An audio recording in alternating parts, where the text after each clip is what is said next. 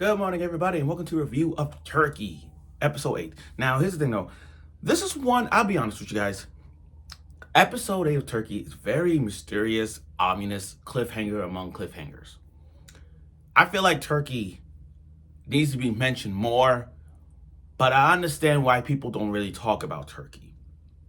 I mean, on my anime list, I have it as a 6.8 rating. I get it. And I get it that this show is underrated. I feel like Turkey, among all the animes that's out right now, even the ones coming out in the fall, I feel like Turkey is one of the most underrated animes of the year. Because I get it, it's not sports like everybody wanted to be. Because when I first heard Turkey, everyone think it's gonna be a bowling anime. Like this is gonna be a straight up bowling anime. And like all sports animes, like Umisune, Blue Lock, Haikyuu, Prince of Tennis, Crocodile Basket, Slam Dunk, the list goes on and on. When you think about sports animes, you want to see some sports movement. You want to see some sports. You want to see some action. You want to see some matches. I get all that. Turkey is not like a sports anime like I'll mention. But this show is underrated, and I get it because not everybody don't know the concept of bowling. Not everybody's too keen on bowling because right now we're in the age of like football season's coming, basketball season, baseball season. You know what I mean? Those common sports that everybody like to watch. And with Turkey, given the fact that taking something that's an underrated sport, which is bowling, I don't think bowling's underrated. I mean, I don't want to say it is, but you know, I mean, they take something a sport like bowling and put it into Shingoku era, and everybody's thinking about like, okay, how does this relate to this? Now, throughout these episodes, we have seen pretty unique moments. Rina, Nozomi, Nanase, Sayuri's story, backstories on this stuff. Mai's backstory, the captain of the bowling club, she has a story unlike any other. And it's so like sad. Compared to out of all the 5 we have, Mai's story is sad. But we'll get to that. Anyway, let's get right through the review of this show, episode 8 of Turkey. Now, after all this up last week, there was building a hot spring, and it succeeded. Now it's like it doesn't really matter right now because all 5 of these girls have changed the course already. They already changed the backstory of. They already changed history if you think about it. Every girl that did something in these episodes have already changed it. I mean, but the thing is, they already knew about it. Look, first of all, they built a hot spring, they built a bowling, they built like flashlights now. Like, come on, they done so many things to make the Sengoku era great to a point where it's just like there's no point.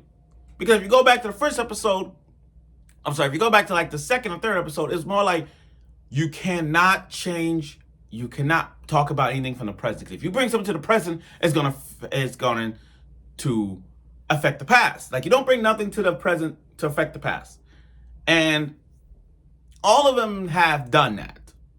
You know, with the phone, with the flashlight as a flashlight, with the bowling pins and the hot springs they made.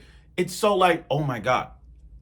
Now, Sumomo, the pink hair girl, she has a reason why she can't lose her period. You know, she has a reason why that she can't lose her period. And it's all like those questions like, did she did it already?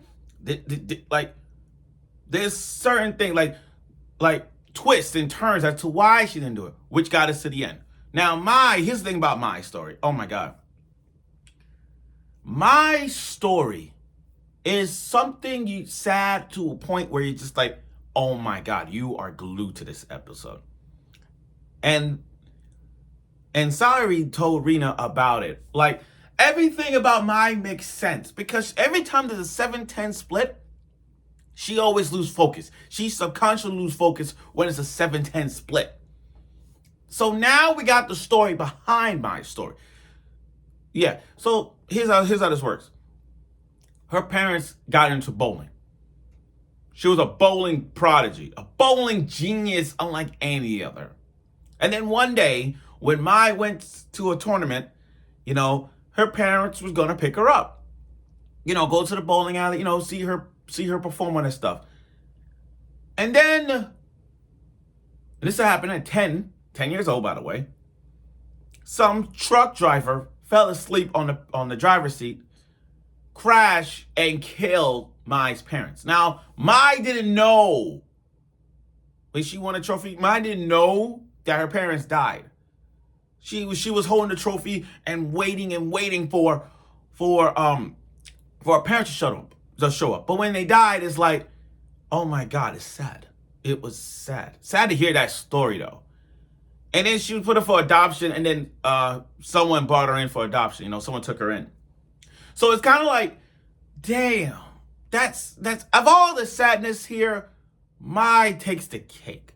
But now you know why she afraid of losing them, because the pins, the 7-10 split symbolizes her mom and dad. Like, she afraid that if she hit those 2 pins, 7-10 split, it's like, I'm losing my mom and I already lost my parents. I can't lose these 2 pins. See what I'm saying? Symbolizes them.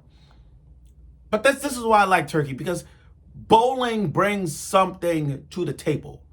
Bowling for these 5 brings something together to a point where you're like, oh my gosh, that's why bowling does something for these girls. That's why they put something in the aspect of, this makes a hell of sense. This makes sense. And I get it. I get it now. I get it. But she hasn't cried. If I'm looking at it from Mai's perspective, Mai has not cried not once. I didn't think, like, when she explained the story to Sumomo, she didn't cry or nothing, because her adopted mother kind of took her in, gave her the confidence.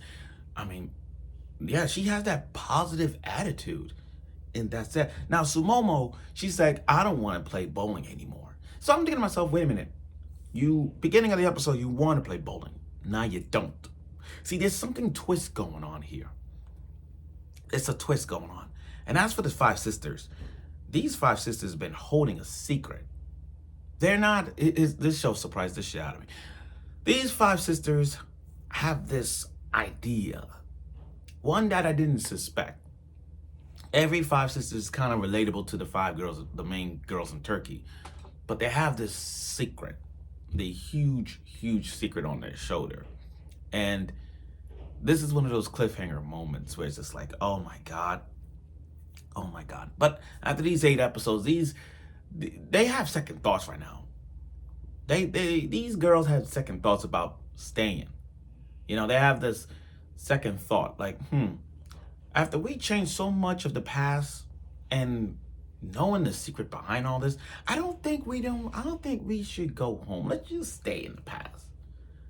I mean, it's not easy. I mean, look at Inuyasha. Look at Kagome. Kagome is still in the past. I don't think she went to the present not one time after she had 2 kids. I could be wrong. But, I mean, no, after she had a daughter. Yeah, it was my bad. Shomer had 2 kids, and Inuyasha had 1 kid. But, again, I don't think she's going to go back to the present time. But my point is, these 5, they're having second thoughts about staying. And I'm thinking to myself, are you sure you want to stay? After everything you've seen, from the blood, sword fighting, and all that stuff, I mean, you really want to stay? That's the question. Plus the phone thing, I mean, how are they going to work it out?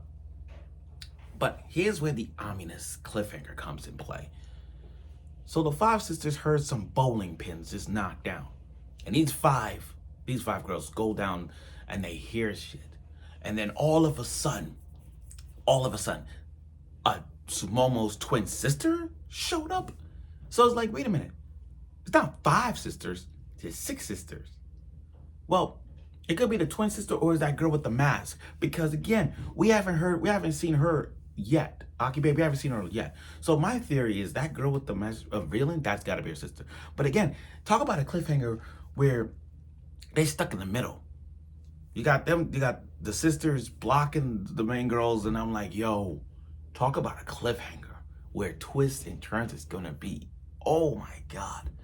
I don't know if it's a good thing or a bad thing, but the way how that ended with Sugiri pulling out the sword, yo, it's gonna be some blood. I don't know if it's gonna be some blood, but damn, after what happened after this, I don't know.